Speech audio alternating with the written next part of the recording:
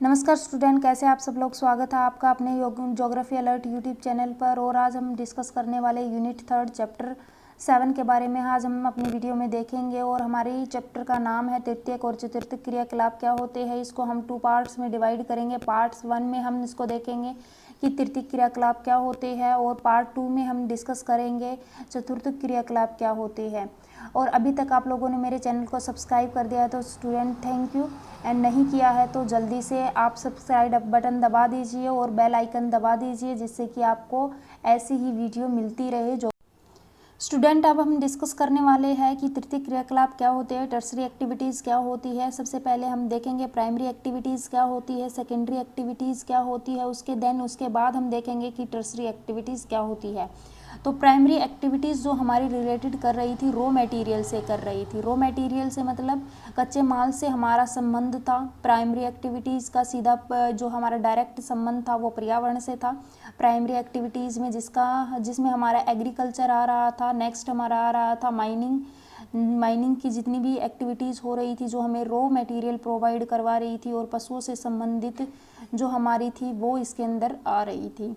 तो वो हमारी थी प्राइमरी एक्टिविटीज़। सेकंड जो हमारी थी, जो कि कच्चे माल का रूप परिवर्तन करके प्रोवाइड करवाई जा रही थी, वो हमारी आ रही थी सेकेंडरी एक्टिविटीज़ में। कच्चे माल का रूप परिवर्तन करके दूसरी वस्तु बनाई जा रही थी। और फिर हमारी आती है तृतीय क्रियाकलाप टर्सरी एक्टिविटीज़। टर्सरी एक्टिविटीज़ में जितनी भी सर्विसेज दी जाती है व्यक्तियों को, वो इसके अंतर्गत इंक्लूड की जाती है। बेसिकली इसमें प्रोडक्शन वगैरह के बारे में बात की जाती है। प्रोडक्शन एंड सर्विसेज जो हम व्यक्तियों को दी जाती है, सेवाएं उपलब्ध करवाई जाती है उनका, जिनका वो उपभोग करते हैं, जिनका उनके द्वारा उपभोग किया जाता है, उसके अंदर ये आते हैं।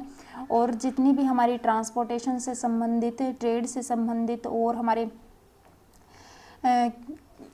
हमारी जो संबंध है कम्युनिकेशन से संबंधित जितनी भी हमारी एक्टिविटीज़ आती है, जो कि सर्विसेज प्रोवाइड करवाती है, सेवाएं प्रोवाइड करवाती है, वो हमारी आएगी तृतीय क्रियाकलाप। अब हम देखेंगे कि स्टूडेंट्स, अब हम देखने वाले हैं तृतीय क्रियाकलापों का प्रकार क्या होते हैं, टर्सरी एक्टिविटीज़ के टाइप्स कौन कौन से हैं। वो हम एक फ्लो चार्ट के थ्रू देखेंगे कि क्या टाइप्स होते हैं हमारे टर्सरी एक्टिविटीज़ के। तो फर्स्ट जो है हमारे व्यापार एवं वाणिज्य होता है, जिसमें हमारे थोक व्यापार और फुटकर व्यापार आते हैं, और इसी को 2 टाइप्स में डिवाइड किया गया है, नगरीय और ग्रामीण। फिर हमारे जो आते हैं प्रीवैन आता है। प्रीवैन में हमारे जितने भी टाइप्स होते हैं, जो कि हमारे रेल, सड़क, जल, वायु, हमारे आंतरिक और महासागरीय होते हैं, तो वो प्रीवैन के ट्रांसपोर्टेशन के वो हमारे आते हैं। फिर हमारा कम्युनिकेशन आ जाता है। हमारे जितना भी कम्युनिकेशन है इसके अंदर इंक्लूड किया जाता है। प्रीवैन के जो साधन होते हैं, दूरसंचार के जो साधन होते हैं, जो कि हमें दूरभाष यंत्र, मोबाइल वगैरह से मिलते हैं। फिर दृश्य श्रवण होते हैं, रेडियो, टीवी और हमारी फिल्में वगैरह जो होती है वो इसके अंदर इंक्लूड की जाती है। फिर हमारी सर्विसेज आती है। सर्विसेज में जो हमारे मौद्रिक बैंक आते हैं, बीमा आता है, अचल संपदा, व्यक्तिगत और व्यावसायिक जो होते हैं वो हमारे। अब हम फ्लो चार्ट में जो हमने देखा है वही हम एक एक करके अपने देखेंगे कि क्या क्या होता है। तो फर्स्ट हम देखेंगे व्यापार और वाणिज्य क्या होता है। बेसिकली स्टूडेंट्स, आप लोगों को ये पता होना चाहिए व्यापार क्या होता है और वाणिज्य क्या होता है। मैं अपनी हर वीडियो में आप लोगों को ये बताती हूँ कि हर चीज़ की हमें डेफिनेशन का पता होना चाहिए। अगर हमें डेफिनेशन का पता चल जाता है तो हम उसको अच्छे से एक्सप्लेन कर सकते हैं, उसके बारे में और ज़्यादा बता सकते हैं। तो हमें कहीं अगर हमें पता होता है, छोटी भी डेफिनेशन अगर पता होती है तो हम उसको अच्छे से एक्सप्लेनेशन कर सकते हैं। तो व्यापार क्या होता है, वाणिज्य क्या होता है। व्यापार जो हमारा होता है, फर्स्ट हम डिस्कस करेंगे व्यापार के बारे में, फिर हम देखेंगे वाणिज्य क्या होता है। तो व्यापार हमारा होता है जो वस्तु होती है उस वस्तु का क्रय विक्रय करना, एक्सपोर्ट एंड इम्पोर्ट करना, वो हमारा आता है व्यापार में। वाणिज्य क्या होता है, वस्तु का धन प्राप्ति के लिए यूज करना, मतलब जितना भी कार्य है, उत्पादित जो हमारी वस्तु है उससे हमें प्रॉफिट हो, धन प्राप्ति हो, वो हमारा वाणिज्य कहलाता है, कमर्शियल कहलाता है। अब हम देखेंगे कि व्यापारिक केंद्र क्या होती है। तो व्यापारिक जो केंद्र होते हैं, जितना भी काम किया जाता है कस्बों में, नगरों में, वो हमारे कहलाते हैं वस्तु का क्रय विक्रय और उसको सेवाएं प्रोवाइड करवाना, वो हमारा व्यापारिक केंद्रों के द्वारा ही होता है। तो उसको बोलते हैं व्यापारिक केंद्र। ये क्या है, हमारे व्यापारिक केंद्रों को 2 टाइप्स में डिवाइड किया गया है, है, जिसमें हमारा आता है ग्रामीण विपणन केंद्र। नेक्स्ट जो हमारा आता है नगरीय विपणन केंद्र। तो ग्रामीण विपणन केंद्र जो हमारे होते हैं, जो कि सेवाएं ग्रामीण लोगों को सेवाएं प्रोवाइड करवा रहे हैं।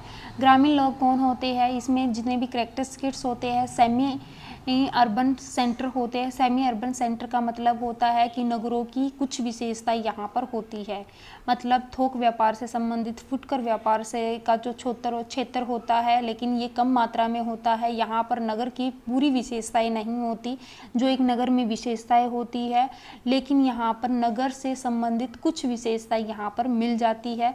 और बेसिकली इसका जो काम होता है, यहाँ ये भी एक व्यापारिक केंद्र ही होता है हमारा ग्रामीण विपणन केंद्र।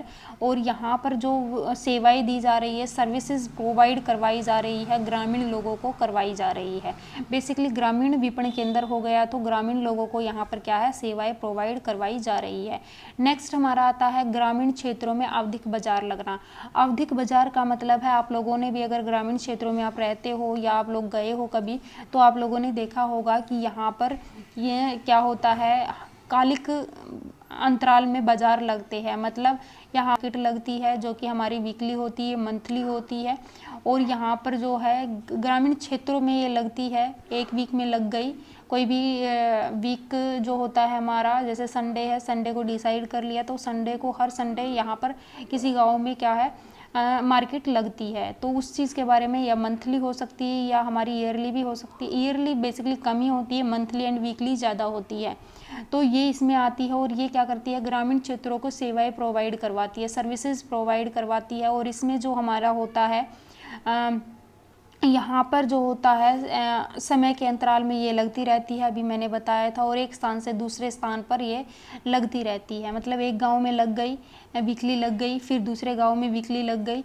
तो मतलब इस तरीके से इसमें क्या होता है, एक स्थान से दूसरे स्थान पर ये लगती रहती है। और यहाँ पर जो दुकानदार होते हैं वो पूरा दिन व्यस्त रहते हैं और विस्तृत क्षेत्र को क्या कर रहे हैं, सेवा या सर्विसेज प्रोवाइड करवा रहे हैं। फिर हमारा नेक्स्ट आता है नगरीय बाजार केंद्र। क्या होता है, बेसिकली हमने अभी देखा था ग्रामीण विपणन केंद्र, जो कि ग्रामीण क्षेत्रों को सेवाएं प्रदान कर रहे थे। ये हमारा व्यापारिक केंद्रों के प्रकार है स्टूडेंट्स। अब हम देख रहे हैं ग्रामीण बाजार केंद्र क्या होता है। तो ये हमारा स्पेसिफिक नगरीय जो सेवाएं दी जाती है, विशिष्टीकृत नगरीय सेवाएं जहाँ पर मिलती है, वो हमारा कहलाता है नगरीय बाजार केंद्र, जिसमें जितनी भी वस्तुएं हैं, सेवाएं हैं, वहाँ पर उपलब्ध करवाई जाती है। स्पेसिफिक वस्तुएं, सेवाएं यहाँ पर उपलब्ध करवाई जाती है, ये हमारे नगरीय केंद्र होते हैं।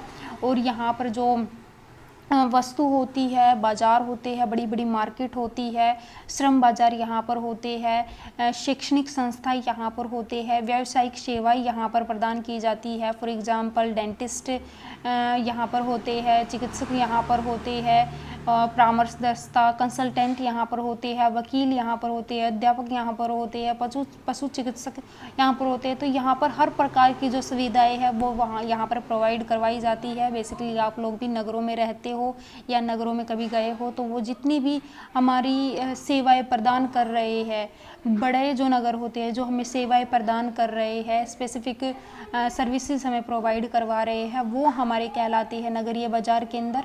आई होप आप लोगों को पता चला होगा। देखते हैं फुटकर व्यापार क्या होता है। फुटकर व्यापार जो होता है वो हमारा व्यापारिक क्रियाकलाप है फर्स्ट तो। और इसमें क्या होता है कि जो हमारे कंज्यूमर होते हैं उसका क्या होता है, डायरेक्ट संबंध होता है। कंज्यूमर का वस्तु से डायरेक्ट संबंध होता है, विक्रेता से संबंध होता है जो वस्तु को बेच रहा है कंज्यूमर को। एक हमारा दुकानदार होता है और एक हमारा कंज्यूमर होता है। तो इसका क्या होता है, डायरेक्ट संबंध होता है सामान खरीदने के लिए, कंज्यूमर को कंज्यूम करने के लिए सामान को, तो वो हमारा आता है। तो इसमें आप लोगों ने देखा भी होगा, रेडी वाला, फेरी वाला, ट्रक द्वार से द्वार जो हमें सामान प्रोवाइड करवा रहे हैं, इंटरनेट के थ्रू जो हम सामान मंगवा रहे हैं, वस्तु मंगवा रहे हैं, वो हमारा सब कुछ होता है फुटकर व्यापार ही कहलाता है, जिसमें हम कंज्यूमर से प्रत्यक्ष संबंध होता है बेचने वाले का। अब हम देखते हैं कि थोक व्यापार क्या होता है। तो थोक व्यापार को हम ऐसे नहीं समझेंगे, बेसिकली थोक व्यापार को हम एक एग्जाम्पल के थ्रू समझेंगे स्टूडेंट्स। हमने ये भी पता है, हमने सेकेंडरी एक्टिविटीज़ में क्या होता था, सामान का निर्माण हो रहा है, मतलब कच्चा माल है, कच्चे माल का फैक्ट्री में जाकर, उद्योग में जाकर रूप परिवर्तन किया जा रहा है। कोई भी वस्तु है, जैसे हम कपास लगा लेते हैं, कपास आया हमारे उद्योग में और फैक्ट्री में, तो वहाँ पर उसको वस्त्र का निर्माण हुआ। वस्त्र का निर्माण होने के बाद ये हमारा जाता है थोक विक्रेता के पास, मतलब ज़्यादा क्वांटिटी में या ज़्यादा संख्या में थोक विक्रेता क्या करता है, यहाँ से उद्योगों से सामान खरीदता है। लेकिन इसमें अभी वो पैसे अपने नहीं लगा रहा है स्टूडेंट्स, अभी ध्यान से आप लोग सुनना क्या हो रहा है। फिर हमारा आता है फुटकर व्यापार, फिर हमारे आता है कंज्यूमर जो उसको खरीदना चाह रहा है। यहाँ सामान बना हमारा, यहाँ फैक्ट्री में उद्योगों में सामान बना, फिर वो सामान हमारा कहाँ गया, फुटकर थोक व्यापारी के पास गया। थोक व्यापारी के पास जाने के बाद फुटकर व्यापारी के पास गया, और फिर हमारा कहाँ पर गया, कंज्यूमर के पास गया। और जो हमारे फुटकर व्यापारी जो होते हैं वो एक नहीं होते, वो बहुत सारे होते हैं जो कि सामान प्रोवाइड करवा रहे हैं हमारे कंज्यूमर को, अलग अलग कंज्यूमर को सामान प्रोवाइड करवा रहे हैं। तो यहाँ पर क्या है, थोक व्यापारी जो हमारे होते हैं वो यहाँ पर इंडस्ट्री से सामान को इकट्ठा करते हैं, भारी संख्या में खरीदते हैं और फिर फुटकर व्यापारियों को प्रोवाइड करवाते हैं। फुटकर व्यापारी उसको प्रोवाइड करवाता है, किसको करवाता है, कंज्यूमर को प्रोवाइड करवाता है, जिसको उस वस्तु की मांग है उसको प्रोवाइड करवा रहा है। यहाँ से धन की प्राप्ति हो रही है फुटकर व्यापारी से, और यहाँ पर ये क्या कर रहे हैं, बेसिकली ये बिचौलिया का ही काम करते हैं। यहाँ से ये धन लेते हैं, यहाँ सामान लेते हैं, धन यहाँ से लेते हैं, और धन लेने के बाद फिर उद्योगों को वो धन प्रोवाइड करवाते हैं। तो ये क्या कर रहे हैं, बिचौलिया का काम कर रहे हैं। थोक व्यापारी है, बिचौलिया का काम कर कर फुटकर व्यापारियों को दे रहे हैं और फिर दे रहे हैं कंज्यूमर को। तो ये क्या कर रहे हैं, थोक व्यापारी बिचौलिया का काम कर रहे हैं, सौदागर का काम कर रहे हैं बीच में। फिर हमारा आता है ट्रांसपोर्ट, प्रीवैन क्या होता है। तो हम अभी मैंने आप लोगों को बताया कि डेफिनेशन पता होनी चाहिए हर चीज़ की। तो प्रीवैन होता है एक स्थान से दूसरे स्थान वस्तु का, व्यक्ति का आवागमन। एक स्थान से दूसरे स्थान पर व्यक्ति का आना, वस्तु का आना जाना, वो हमारा कहलाता है ट्रांसपोर्टेशन। गतिशीलता इसमें होती है। अब हम देखते हैं कि प्रीवैन दूरी क्या होता है। तो प्रीवैन दूरी को भी हम देखेंगे, एग्जाम्पल के थ्रू ही देखेंगे इन दोनों चीज़ों को। जहाँ से हम जा रहे हैं और जहाँ पर हम जाना चाहते हैं, उद्गम स्थल जहाँ से हम जा रहे हैं, गंतव्य स्थल हम जहाँ पर हम जाना चाह रहे हैं, वो हमारा, ये तो हमारा हो गया ट्रांसपोर्टेशन, एक स्थान से दूसरे स्थान पर हम जा रहे हैं। फिर हमारे आते हैं प्रीवैन दूरी। प्रीवैन दूरी क्या होती है, इसके बारे में हम देख लेते हैं कि जहाँ पर हम जाना चाह रहे हैं, उद्गम स्थल से गंतव्य स्थल के बीच की जो दूरी होती है, किलोमीटर दूरी या किलोमीटर डिस्टेंस जो हमारा होता है, वो हमारा कहलाता है प्रीवैन दूरी। नेक्स्ट जो है हमारी टाइम डिस्टेंस, समय दूरी क्या होती है। समय दूरी जहाँ से हम चले उद्गम स्थल से गंतव्य स्थल तक जाने में जितना टाइम हमारा लगा, वो हमारा कहलाएगा टाइम डिस्टेंस। और फिर हमारा आता है कोस्ट डिस्टेंस। कोस्ट डिस्टेंस का मतलब है लागत दूरी क्या होता है। लागत दूरी का मतलब होता है एक स्थान से दूसरे स्थान में लगने वाला धन। हम जहाँ से गंतव्य स्थल और उद्गम स्थल और गंतव्य स्थल तक जाने में जितनी हमारी कॉस्ट लगी है, जितना हमारा धन खर्च हुआ है, वो हमारा कहलाता है लागत दूरी या कॉस्ट दूरी। आई होप अभी आप लोगों को पता चला होगा कि ये होता क्या है। अब हम देखते हैं फैक्टर इफेक्टिंग ऑफ ट्रांसपोर्टेशन, कौन कौन से प्रीवैन को प्रभावित करने वाले कारक हैं, उनके बारे में हम देखते हैं। तो प्रीवैन की जो है फर्स्ट जो है मांग क्या होता है, वहाँ की जो पॉपुलेशन है उनका आकार कैसा है। अगर पॉपुलेशन छोटी है तो ट्रांसपोर्टेशन की ज़रूरत इतनी नहीं होती है। अगर पॉपुलेशन ज़्यादा बड़ी है तो ट्रांसपोर्टेशन की मांग भी उतनी ही ज़्यादा होती है। तो ये भी हमारी क्या है, इफेक्ट कर रही है हमारे ट्रांसपोर्टेशन को।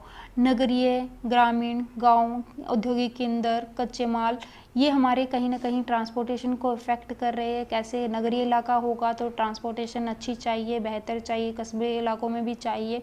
औद्योगिक केंद्रों में रॉ मटेरियल को सप्लाई करने के लिए और वस्तु निर्मित होने के बाद नगरों तक पहुंचाने के लिए भी ट्रांसपोर्टेशन चाहिए। वहाँ का लैंड फॉर्म कैसा है वो भी हमें देखना चाहिए।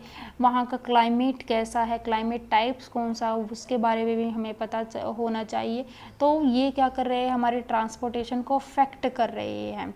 ओके स्टूडेंट्स, और हमने देखा था कि वायु परिवहन क्या होता है, सड़क परिवहन जो सड़क के द्वारा की जाती है, वायु परिवहन जो हवा या वायु के द्वारा आती है, जल परिवहन जो हमारी आंतरिक होती है और बाह्य होती है, वो हमारी कहलाती है। अब कम्युनिकेशन क्या होता है, शब्दों का, विचारों का, संदेशों का आदान प्रदान हमारा क्या कहलाता है, संचार कहलाता है। फिर हमने टाइप्स देखे गए थे कि कम्युनिकेशन के कौन कौन से टाइप्स है, तो उसके बारे में हम डिस्कस कर लेते हैं। फर्स्ट जो हमारा आता है दूरसंचार आता है। तो दूरसंचार जो हमारा है, अब ये क्या है, इसका प्रयोग विद्युतीय प्रौद्योगिकी के द्वारा किया जाता है, इलेक्ट्रॉनिक टेक्नोलॉजी के द्वारा इसका प्रयोग किया जाता है।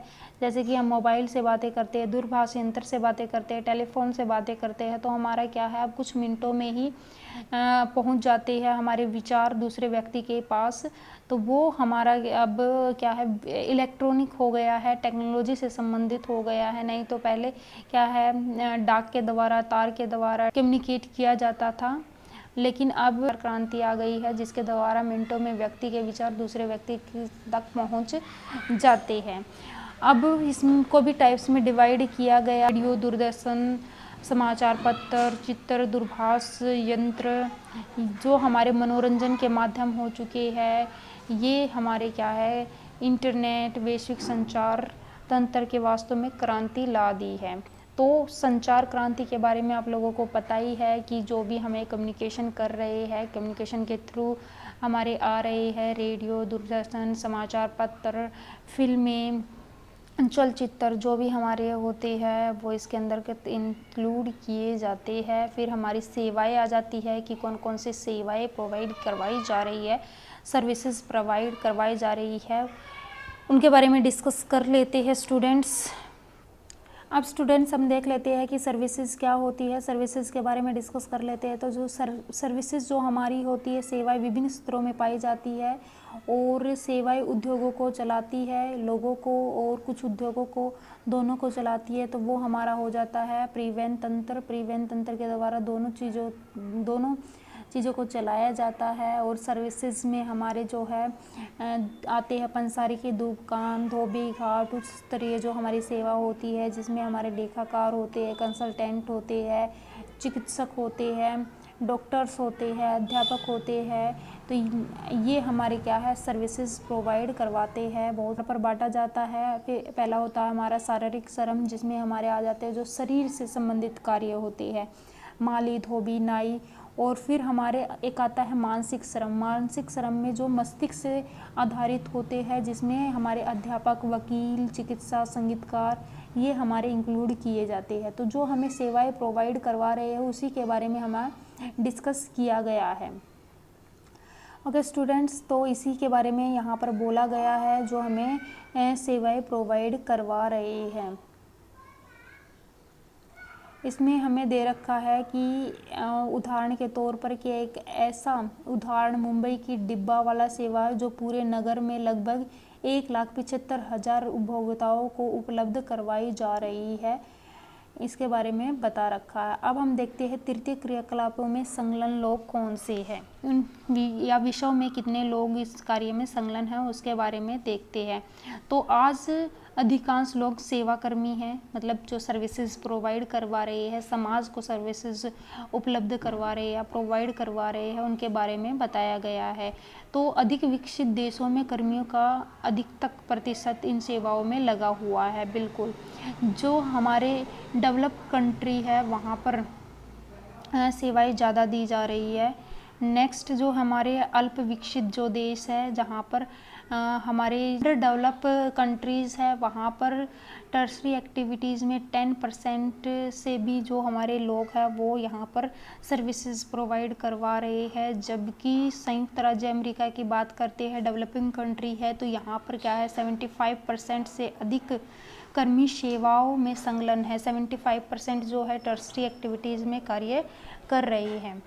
रोजगार की प्रवृत्ति भी बढ़ रही है बिल्कुल यहाँ पर। तो फॉर एग्जाम्पल के बारे में डिस्कस करते हैं तो टूरिज्म हमारा क्या प्रमोद के लिए किया जाता है, मनोरंजन के उद्देश्य से किया जाता है और इसमें पंजीकृत रोजगार तथा कुल राजस्व का 40% जो है इंक्लूड होता है। और ये जो हमारा टर्शरी एक्टिविटीज़ है या ये जो हमारा सेक्टर है, ये सब विश्व का सबसे बड़ा जो सेक्टर बनकर उभरा है। जब हम टूरिज्म के तो वहाँ पर आवास की सुविधा चाहिए होती है, भोजन चाहिए होता, परिवहन चाहिए होता, मनोरंजन चाहिए होता। वहाँ के जो लोकल बॉडीज़ होते हैं वो सर्विसेज प्रोवाइड करवाते हैं। वहाँ के जो स्थानीय व्यक्ति होते हैं वो वहाँ पर क्या कर रहे हैं, उन लोगों को, टूरिस्ट को कहीं ना कहीं सेवाएं सर्विसेज उपलब्ध करवा रहे हैं।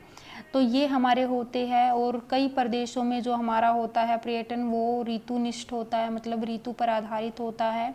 वो हम देखेंगे कि कौन कौन सा होता है, मौसमी दिशाओं पर निर्भर करता है, उनके बारे में भी हम डिस्कस करेंगे। है कि टूरिज्म रीजन कौन कौन से हैं उनके बारे में देख लेते हैं। सबसे ज़्यादा जो टूरिज्म रीजन है उनके बारे में देख लेते हैं।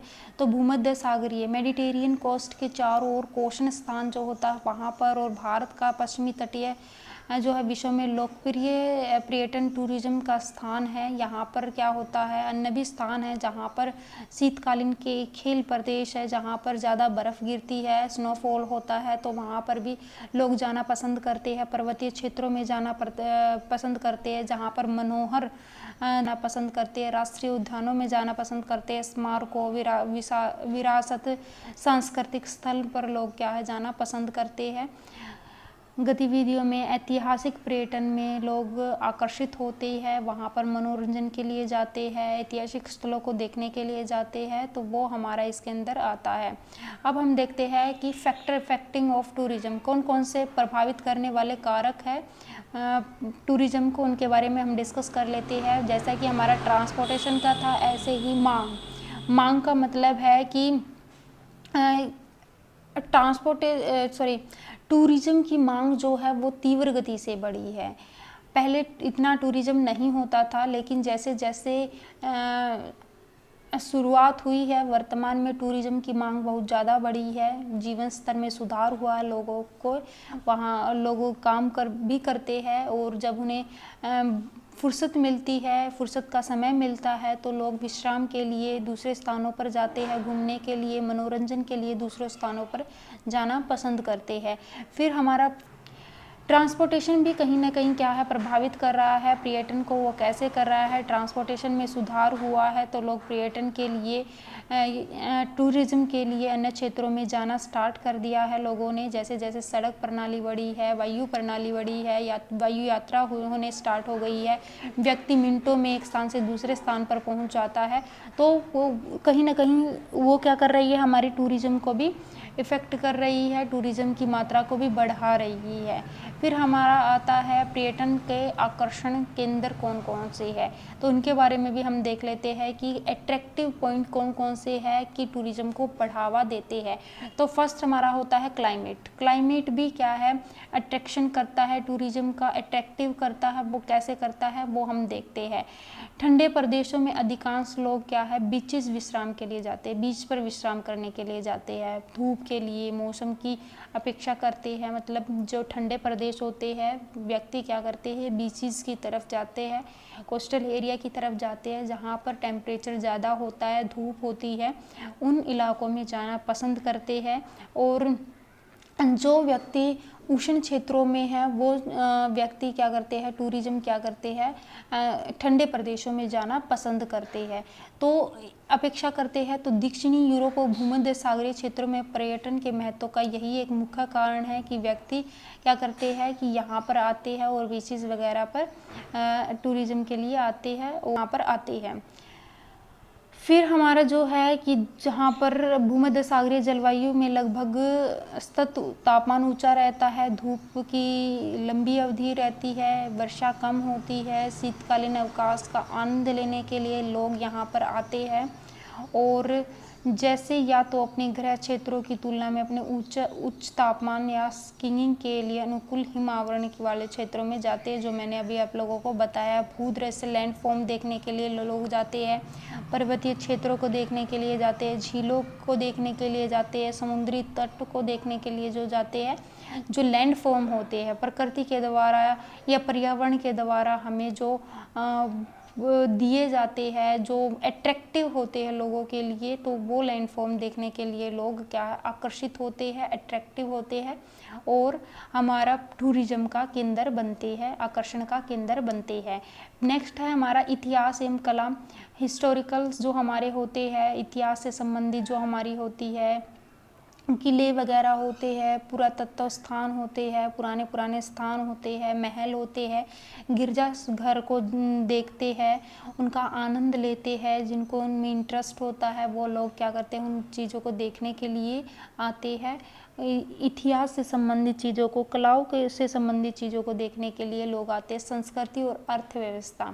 संस्कृति और अर्थव्यवस्था भी क्या है, आजकल बड़ी फल फूलने लग गई है। लोग संस्कृति को देखने के लिए उनको उनमें इंटरेस्ट उनको होता है कि वहाँ के कल्चर के बारे में जानने के लिए। आजकल तो घरों में रुकने की जो है प्रचलन हो गया है, तो उन चीज़ों में जैसे कि गोवा में हेरिटेज होम्स जैसे किया जाता है, तो उसमें भी लोग पसंद कर रहे हैं, टूरिज्म बढ़ रहा है उससे भी, और वहाँ के लोगों को, स्थानीय लोगों को भी प्रॉफिट मिल रहा है। अब हम नेक्स्ट देखते हैं कि भारत में समुद्र पार रोगियों के साथ स्वास्थ्य सेवाएं। अब हमारा एक टूरिज्म और बढ़ गया है जिसको बोलते हैं मेडिकल टूरिज्म, चिकित्सा पर्यटन। इसमें देखते हैं कि क्या होता है। चिकित्सा के द्वारा व्यक्ति क्या करता है, टूरिज्म करता है, चिकित्सा से संबंधित करता है कि ये अपने देश से दूसरे देश में आता है टूरिज्म के लिए, एक स्थान से दूसरे स्थान पर जाता है और अपनी चिकित्सा संबंधी जो प्रॉब्लम्स होती है उनको निवारण करने के लिए जाता है। तो इसको अब बोलने लग गए हैं मेडिकल टूरिज्म। हम देख लेते हैं 2005 में संयुक्त राज्य अमेरिका के उपचार के लिए 55,000 रोगी भारत आए थे। अब आप लोग देख सकते हो कितना अच्छा टूरिज्म हो रहा है, और यहाँ पर जो व्यक्ति है अपने चिकित्सा से संबंधित जो सुविधाएं है वो लेने के लिए यहाँ पर आते हैं। और नया हमारा उभर कर आया है जिसमें हमारे जो किया जाता है, सर्जरी वगैरह की जाती है, या किसी को भी कोई प्रॉब्लम होती है मेडिकल से रिलेटेड, तो वो यहाँ पर किया जाता है। तो ये हमारा निकल कर आया है मेडिकल टूरिज्म निकल कर आया है, एक नया टूरिज्म बना है। अब हम करेंगे चतुर्थ क्रियाकलाप क्या होता है, लेकिन ये हम अपनी पार्ट 2 वीडियो में करेंगे स्टूडेंट्स। यहीं पर हमारी वीडियो समाप्त होती है। वीडियो को सब्सक्राइब कीजिएगा, बहुत मेहनत लग रही है student, please subscribe this video. Bye bye, take care. ऐसे ही देखते रहिए। नेक्स्ट में हम देखेंगे पार्ट 2 में चतुर्थ क्रियाकलाप क्या होता है।